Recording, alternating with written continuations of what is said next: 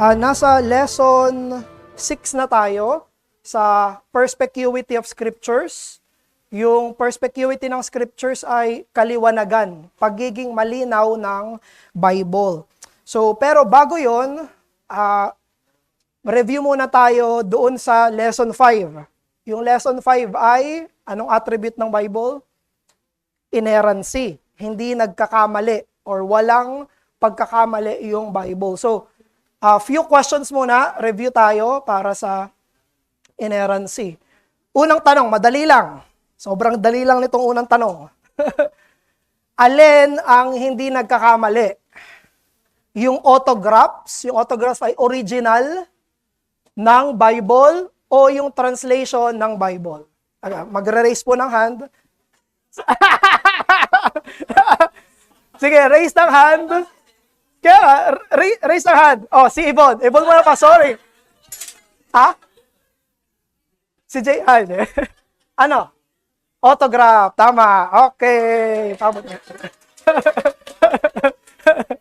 Yung autograph ay original copies.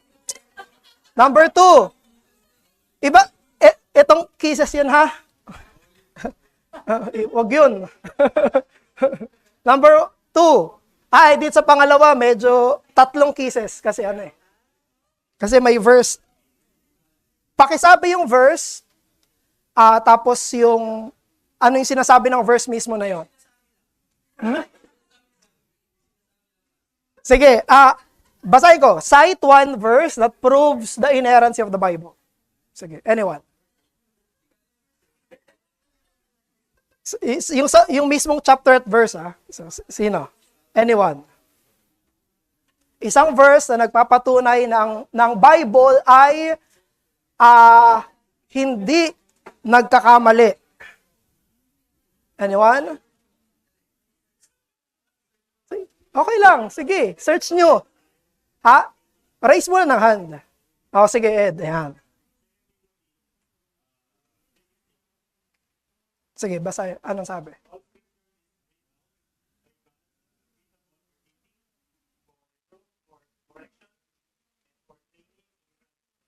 Okay.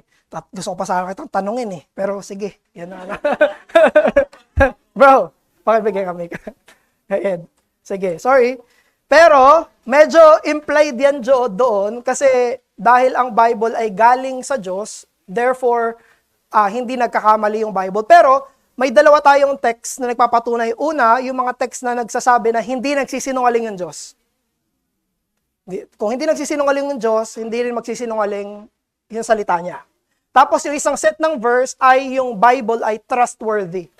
Yun ay yung mga verse na yan. For example, Psalm 119, 160, the sum of your word is truth. John 17:17, thy word is truth. Psalm 19:7, the testimony of the Lord is truth. Okay. Lastly, mas madali na to. Wala pa. Basahin ko muna. The Bible, sabi ni Pastor Noel, yung last quote ko to, the Bible can be reliable in matters of faith only when it is reliable in matters of, sige Arvin, fact. Yes. Mapagkakatiwalaan yung Bible sa matters of doctrine kung tama yung kanyang history, tama yung kanyang facts. So sige, bro. Hindi ko mahagis, dalawa kasi to Yeah, sige, okay. Sige. Para ma-encourage kayo sa review. Cash?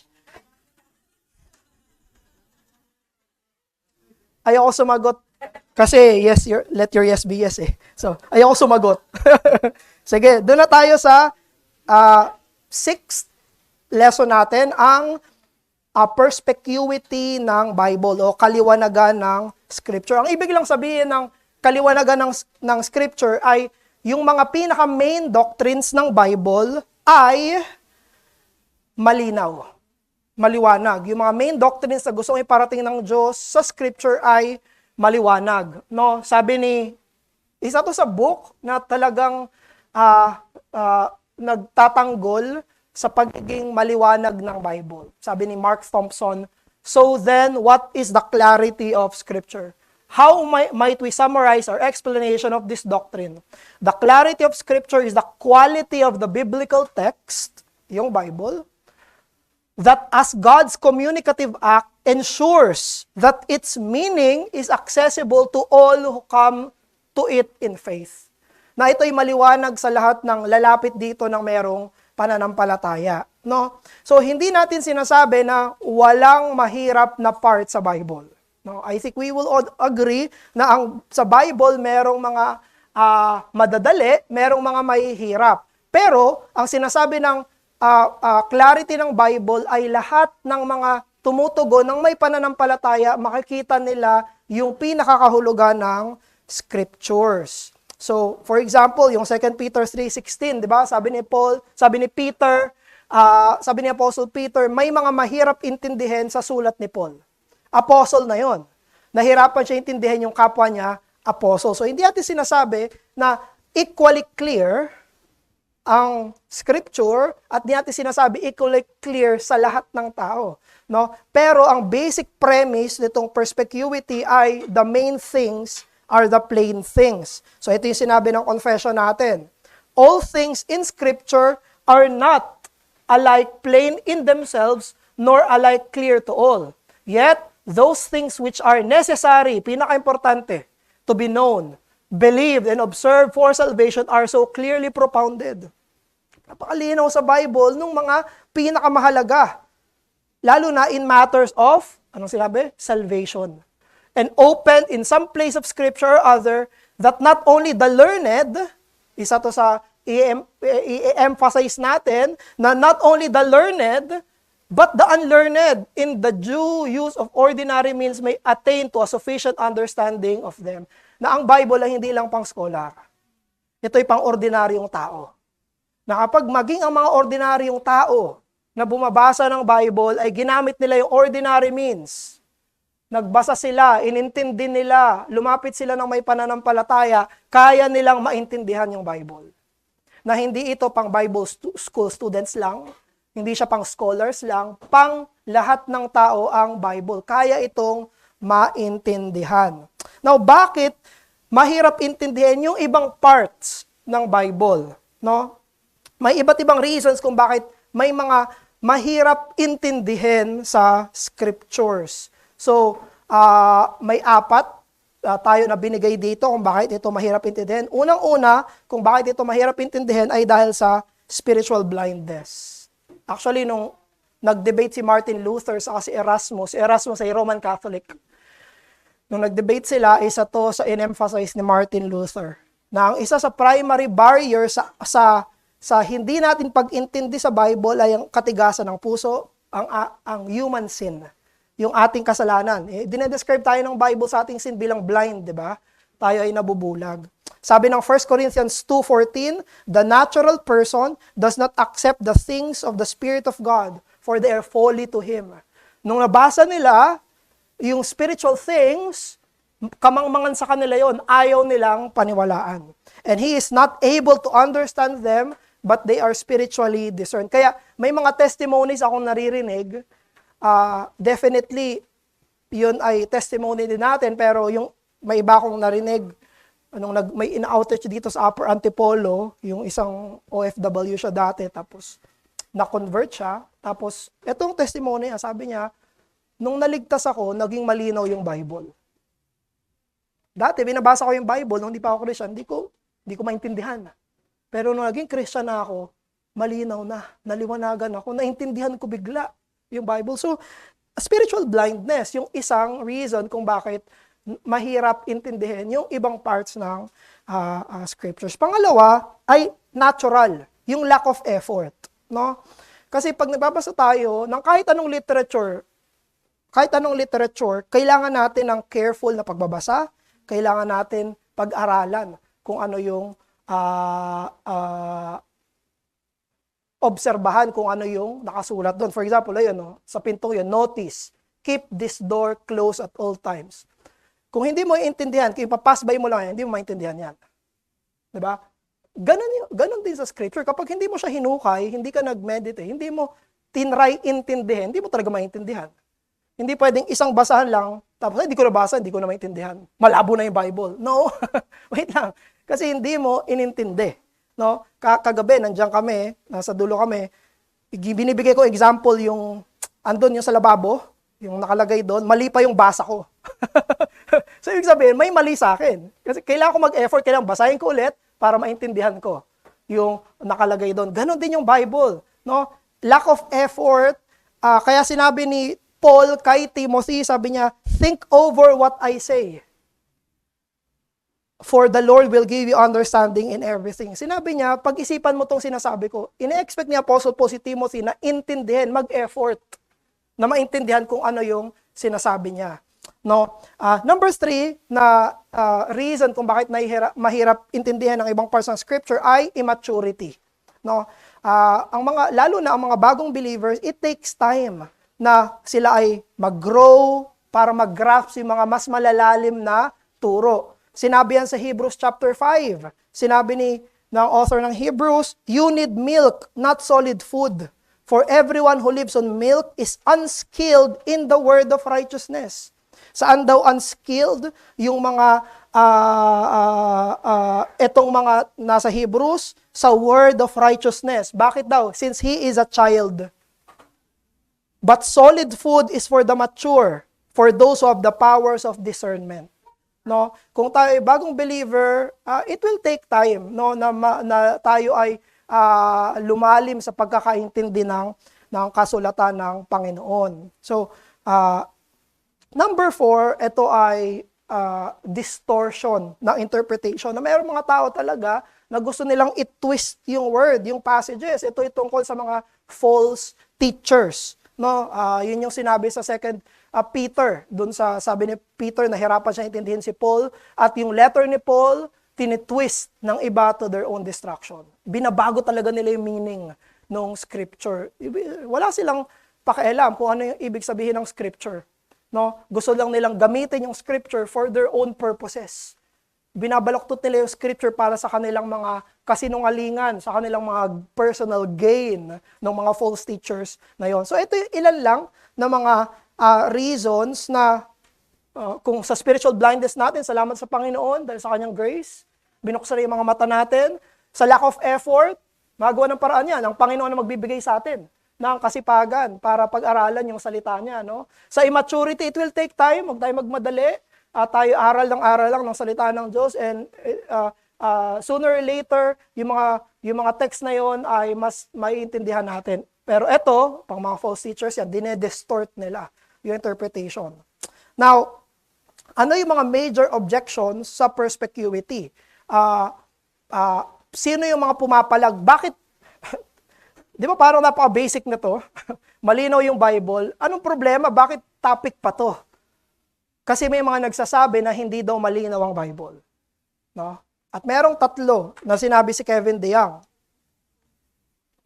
Una, yung mysticism. Pangalawa, Roman Catholicism. At pangatlo, yung postmodernism.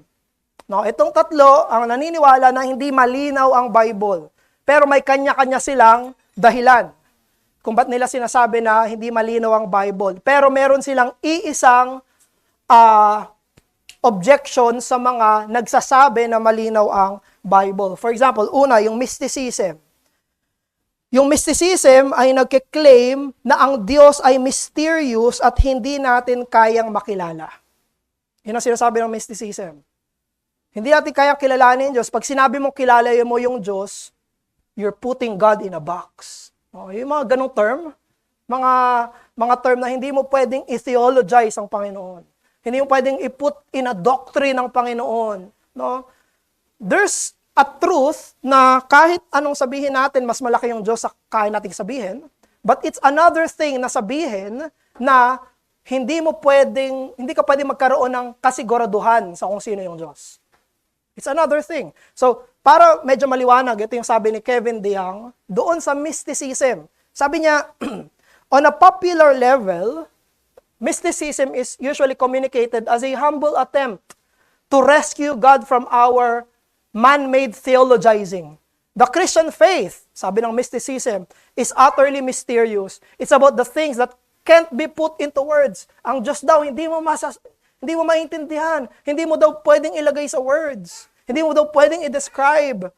No, yun ang sinasabi ng mysticism. You can put God in a box after all. Truth, cannot be captured in words or propositions. At the very least, this means we should be radically uncertain about our interpretation of Scripture. Yun ang ibig nilang sabihin. Kapag sure ka sa interpretation mo ng Bible, mali yun. Dapat hindi ka sure. Hindi mo pwedeng i-put God in a box. Even to the point na yung Scripture daw. No? You cannot put God in a box. Pangalawa ay yung Roman Catholicism. Ang Roman Catholic, naniniwala sila na ang Scripture may interpret lang siya ng magisterium nung mga church teachers. Di ba? Kaya nga sa history, may time at point sa history na pinagbawal magbasa ng Bible. Yung mga lay people, bakit? Kasi hindi nyo kaya yan. Kami lang ang magbabasa para sa inyo. Di ba? Isipin nyo ngayon, may nagdadala ba ng Bible sa worship ng Roman Catholic Church? Wala. Umaasa lang sila dun sa nagtuturo, tapos 15 minutes lang. No? Hindi sila nagdadala ng sarili nilang Bible. No? Ganun yung sa Roman, ito ang tinuturo ng Roman Catholic Church, na ang ordinary readers, they cannot be reliable to interpret the Bible. Ganyan ang Roman Catholic Church. Pangatlo, yung medyo modern na, postmodernism. Ano ba yung postmodernism? Yan ay other word for relativism. Ang kiniklaim ng postmodernism sa panahon natin ngayon na hindi tayo pwedeng maging sigurado sa mga alam natin. Pwedeng tama ako, tama ka, tama tayo pareho. Yun yung postmodernism, walang mali. Kanya-kanyang interpretation lang daw yan. No? Kanya-kanyang opinion, wala daw maling opinion. Sabi ng postmodernism. No? So pag pinag-usapan yung biblical meaning sa postmodernism, hindi mo pwedeng sabihin na yung interpretation mo lang ang tama. Dapat dalawang magkaibang interpretation, parehong tama. Yun ang pananaw ng postmodernism. But, you see, sa tatlong to, iisa yung kanilang objection sa mga evangelicals. Ang kanilang objection ay ganito. Sabi nila, kapag sure ka sa mga katotohanan, kayabangan yan. For you to be humble, kailangan hindi ka sure sa tinuturo ng Bible. Yun yung, lahat sila yon. Mysticism, bakit ka sure? Hindi mo mapuput si God sa box. Roman Catholic Church, kami lang ang magsasabi kung ano yung sure. Hindi ka pwedeng sure. Yung postmodernism, ganun din, bakit ka sure? No? Interestingly, may sinabi yung Bible tungkol dito. Sinabi ng Bible tungkol to sa last days. Sabi ni Apostle Paul, sa last days daw, yung peoples will be lovers of money. Instead of lovers of God, maging lovers of self sila. Ito yung description ni Apostle Paul sa kanila. Sabi ni Apostle Paul, they are always learning, but never able to arrive at the knowledge of truth. Palagi silang may kanya-kanyang turo, interpretation, pero hindi sila dumadating ano ba talaga yung totoo. Wala nang objective, puro subjective. No? Ano yung objective? Ano yung tama? No? At ito yung sabi ng Bible tungkol sa mga ito. Always learning, pero hindi dumadating. Ano ba yung totoo? What is truth?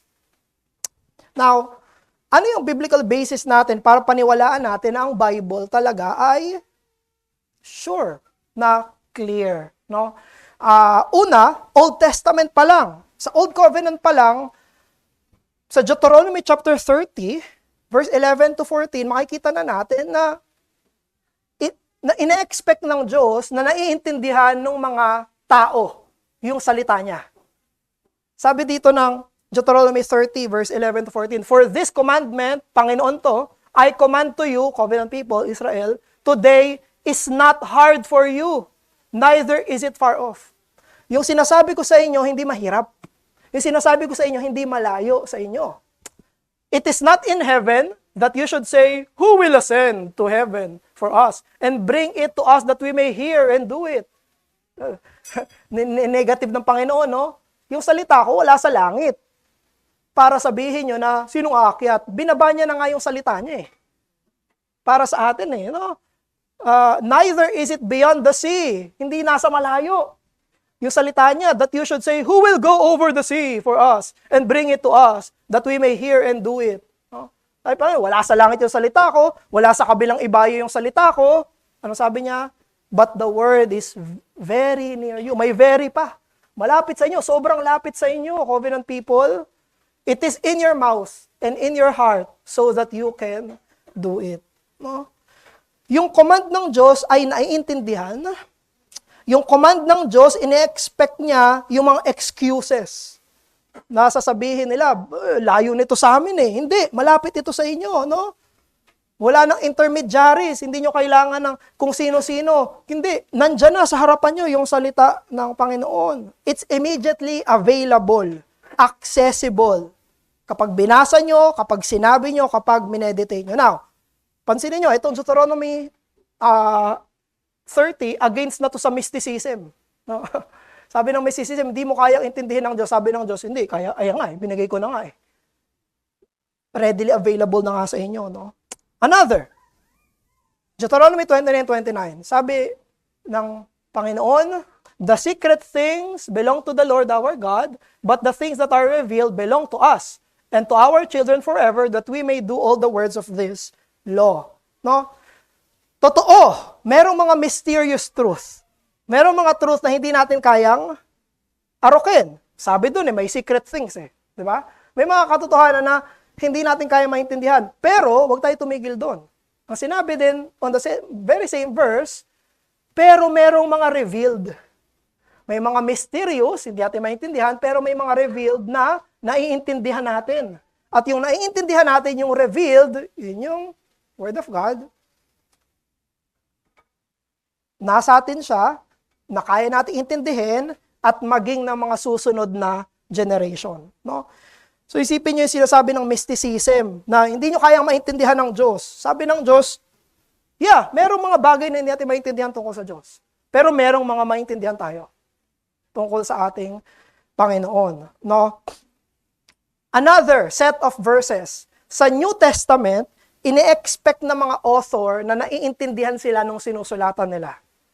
Ine-expect nila na naiintindihan sila ng mga sinusulatan nila. Mga New Testament verses to. Isa-isayin natin ang mabilis. Ephesians 3. When you read this, sino yung you? Mga taga-Ephesians. When you, Ephesians, read this, nabasa nyo tong letter ko, letter yon, you, Ephesians, can perceive. Maintindihan nyo. May insight into the mystery of Christ. Sabi niya, Ephesians, pag nabasa nyo to, maintindihan nyo to. Maintindihan nyo to, Ephesians.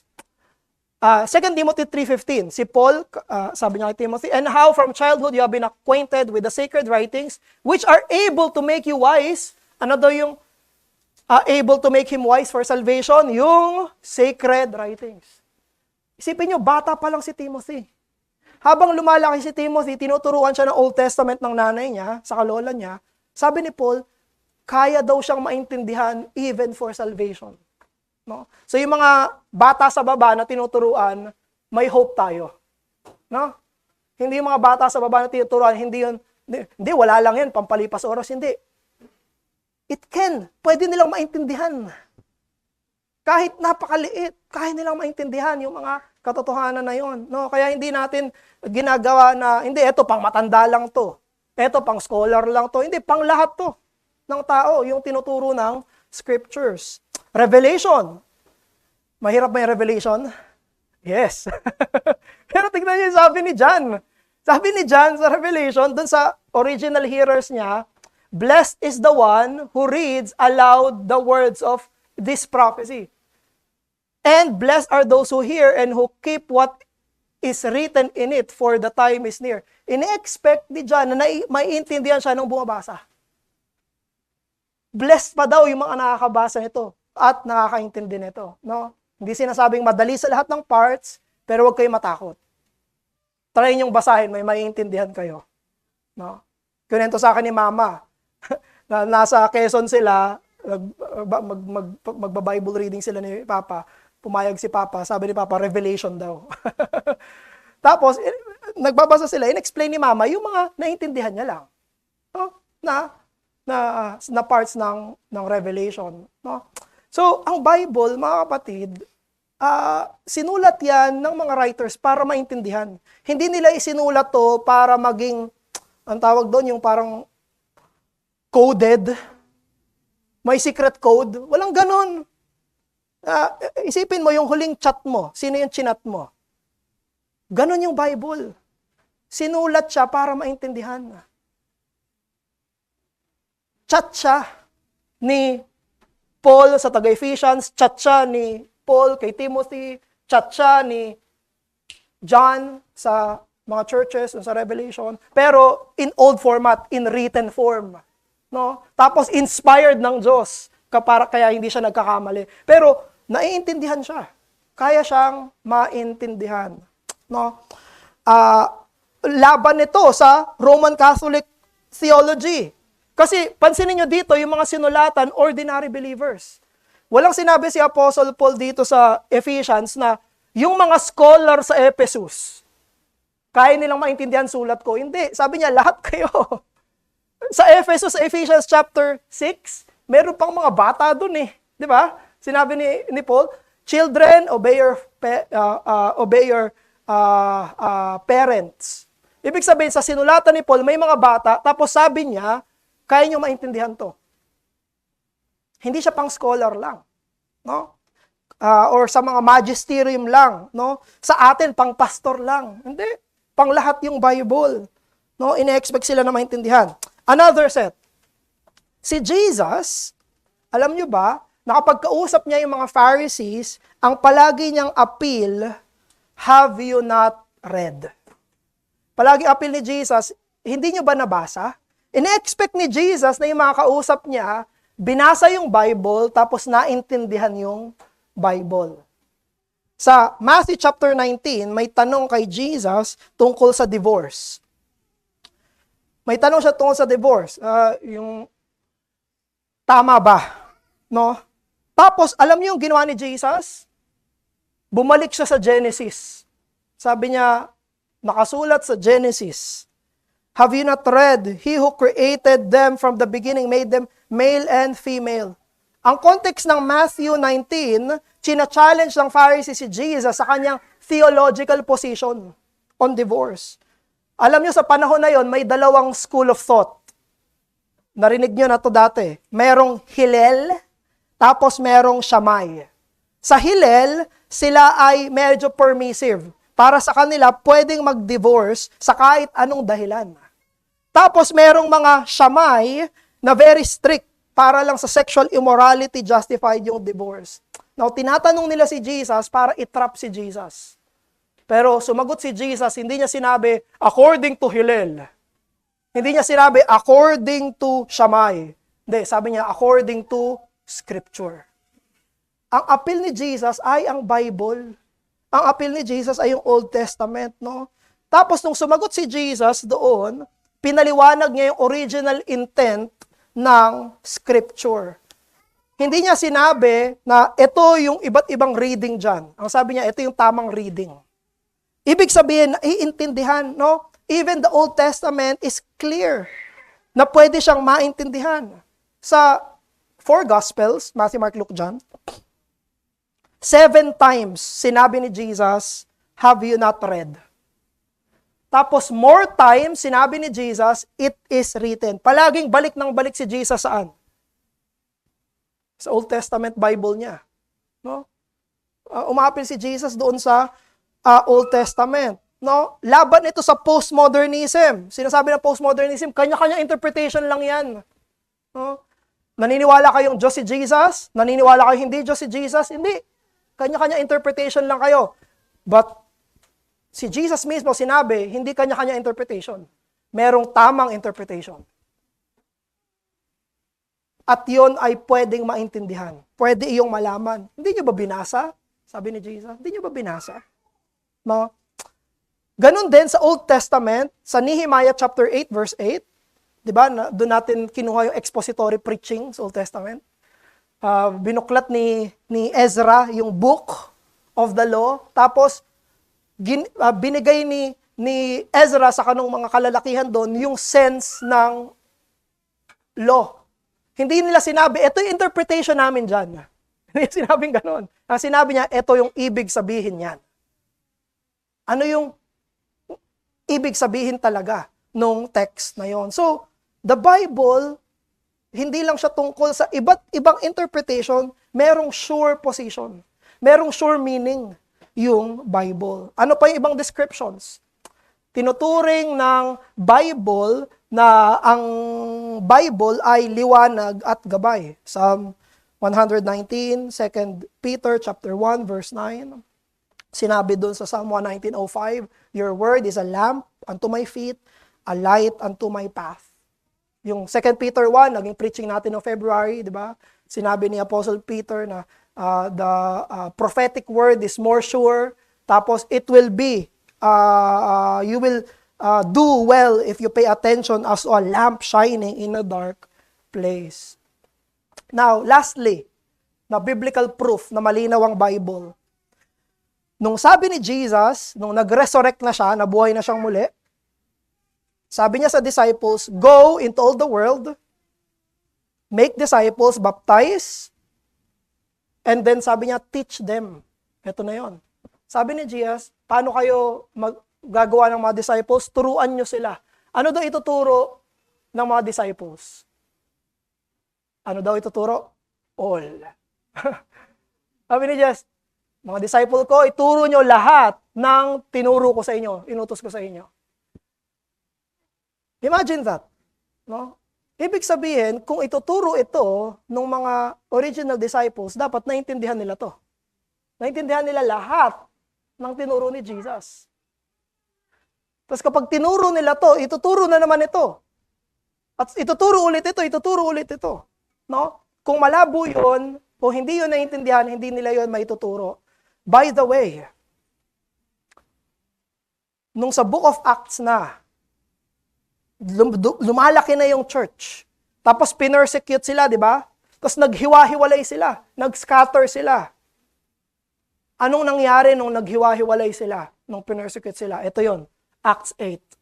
Now, yung those dyan, hindi yan apostles lang. No? Sila na mga nag-scatter. Those who were scattered went about preaching the word. Mayroon dito, mga kapatid, mga ordinary believers.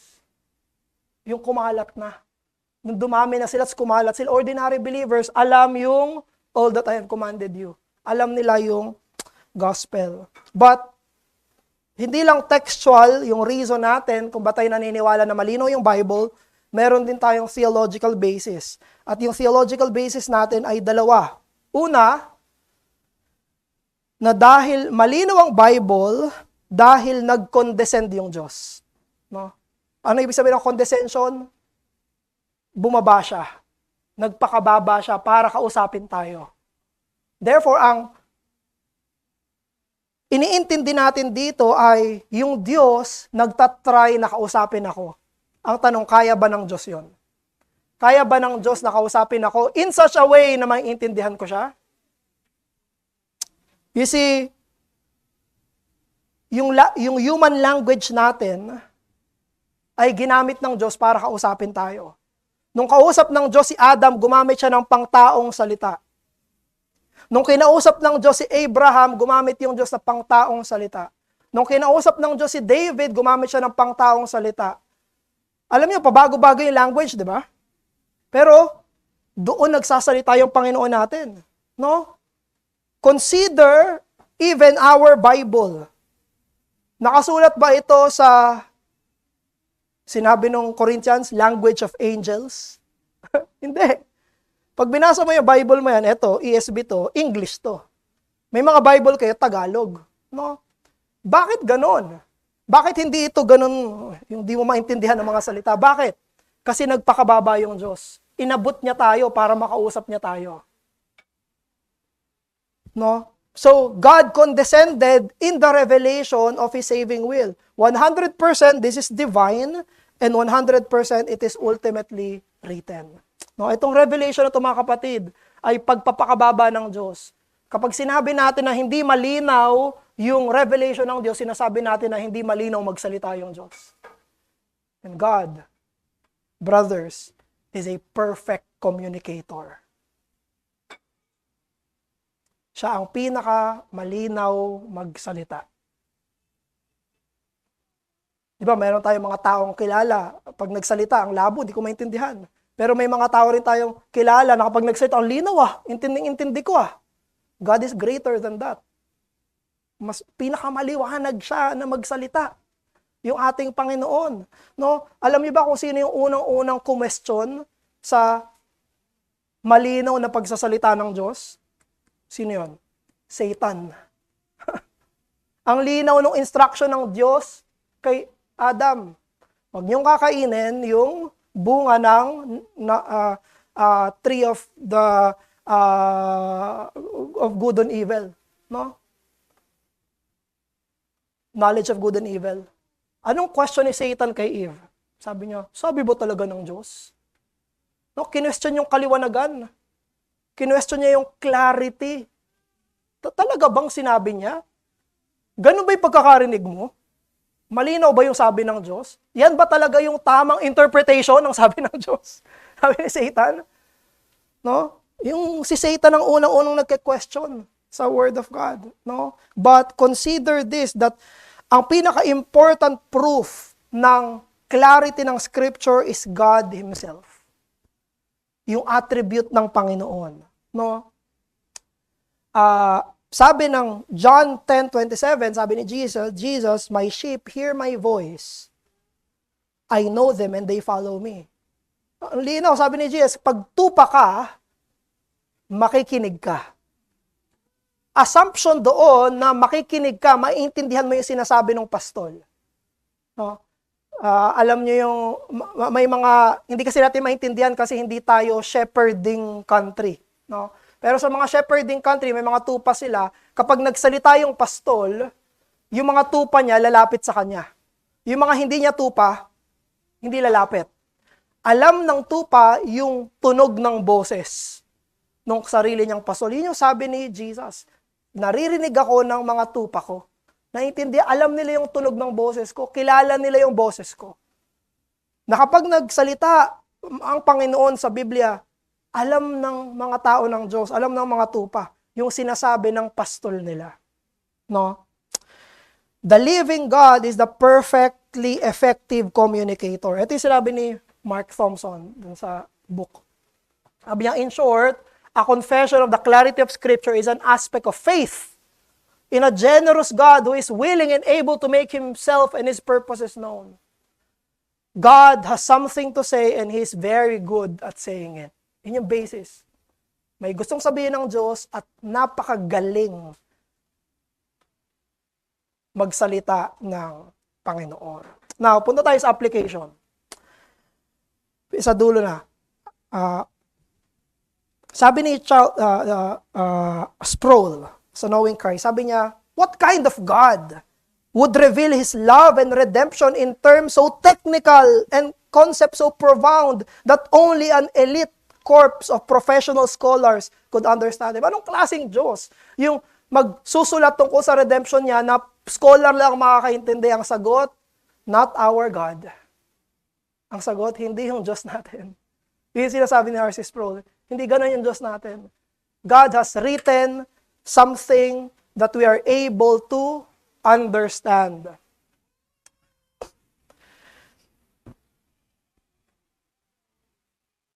Ito yung isang Hindu poem na tungkol sa postmodernism, no? Merong mga bulag na mga tao, tapos tinanong sila, ano ang itsura ng isang elepante? Tapos, mga bulag sila. Hawak-hawak nila yung iba't ibang parts ng elepante. Tapos, sabi nung isa, nakahawak sa ilong na elepante, sabi niya, ang elepante ay parang lubid. Ang elepante, lubid yan. Yung isa, hawak niya yung tagiliran ng elepante. Ang elepante ay parang pader. No? Tapos yung isa, ayan pala. Yung nasa dulo, para siyang isang lubid. Yung isa, para siyang isang ahas. Now, ginagamit nila itong illustration na to para patunayan na tama ang lahat ng opinyon. Kasi daw, hindi natin makita yung buong litrato. Hindi natin kayang makita yung buong elepante, therefore, tama siya nung hinawakan niya to, tama siya nung hinawakan niya to, tama siya nung hinawakan niya to. But do we believe that as Christians? Sabi ni Kevin DeYoung, alam niyo sabi ni Kevin DeYoung, pero paano kung nagsalita yung elepante? Paano kung sinabi ng elepante, hindi ako lubid, hindi ako pader, hindi ako ahas, ako ay elepante. Mali kayong tatlo. Hindi tama yung sinasabi nyo tungkol sa akin. What if it's like that? And brothers, it is like that. Our God has spoken. Nagsalita na yung Diyos natin. Pinakilala niya yung sarili niya sa atin. Dinescribe niya yung sarili niya sa atin. No? Hindi ito nakaasa sa kanya-kanya nating interpretation. Nakaasa ito, ano yung sabi niya. At maliwanag siya magsalita. Therefore, two applications. Number one, be teachable. Sa mga parts ng Bible na hindi natin maintindihan, maging teachable tayo, na mag-grow tayo sa understanding, mag-grow tayo sa reading natin ng Scripture. Pero ang pinaka-goal niyan, mga kapatid, kaya tayo magiging teachable ay para tayo ay maging marunong magbasa ng sarili natin ng Scripture. Sabi ni William Tyndale, sabi niya, if God preserves my life, I will cause a boy that driveth a plow magsasaka. Sabi niya, tuturuan ko yung isang bata na magsasaka to know more of Scriptures than the Pope. That's the purpose, mga kapatid. Sabi niya, ang gusto kong gawin, kung bubuhayin ako ng Diyos, ay maturuan ko yung pinakapayak, yung pinaka-ordinaryo, na mas marami pa siyang pagkakainti, maliwanag sa kanya yung tinuturo ng Scripture kesa sa kung sino-sinong nagpapakilalang leader. No? Yan yung sinabi ni William Tyndale. This is the purpose ng pagiging teachable, so that you will read the Bible for yourself. And you will understand it by yourself. No? Alisin natin, dito sa clarity ng Scripture, inaalis yung mga takot natin na, pang scholar lang yan, pang matatalino lang yan, pang mga Bible students lang yan. No. Hindi. Courageously study your Bible. No? This is given by God to each one of us. Para sa ating mga mananampalataya, maging masipag tayo sa pagbabasa, sa pag-aaral ng kasulatan, and prayerfully, dependent tayo sa Panginoon sa pag-intindi natin dito. Psalm 119, anong sinabi sa Psalm 119? Open my eyes that I may see the wondrous things from your law. Panginoon, buksan mo yung mata ko para maintindihan ko yung iyong kasulatan. Last, Mark Thompson, sabi niya, we need to respond to the challenges thrown up by contemporary hermeneutics. Yung mga sinasabi ng Roman Catholic, mysticism, postmodernism, yes, kailangan nating sagutin yon, no? But let this truth stand over all those attempts that the living God is an effective communicator. Na ang Diyos natin ay epektibong nagsasalita. So sige, doon tayo magtatapos sa ating Bible class. So any question or mga comments sa ating Bible class? Si Deacon Marlon.